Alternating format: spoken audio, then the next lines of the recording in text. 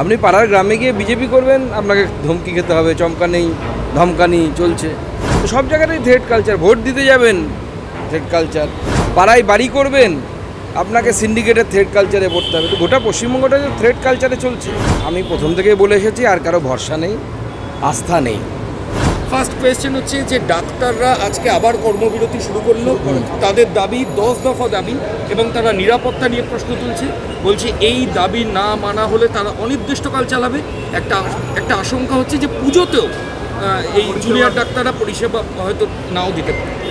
দেখুন, মাননীয় মুখ্যমন্ত্রীর উপরে আমি প্রথম থেকেই বলে এসেছি, আর কারো ভরসা নেই, আস্থা নেই।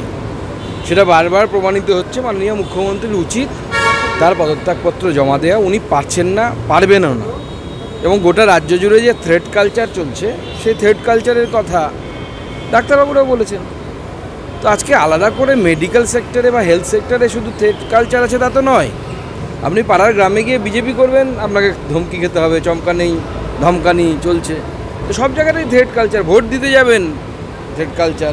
পাড়ায় বাড়ি করবেন, আপনাকে সিন্ডিকেটের থ্রেট কালচারে পড়তে হবে। তো গোটা পশ্চিমবঙ্গটা যে থ্রেট কালচারে চলছে।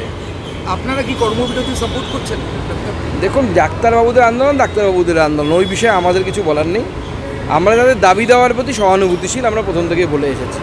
তারা যে দাবি জানাচ্ছেন, কোনো ভয়মুক্ত পরিবেশ ছাড়া কোনো পরিষেবাই ভালো মতো দেওয়া যেতে পারে না। ডাক্তারবাবুরা যে পরিবেশে বাস করছেন বা যে পরিবেশে কাজ করছেন, সেই পরিবেশ ভয়মুক্ত পরিবেশ নয়।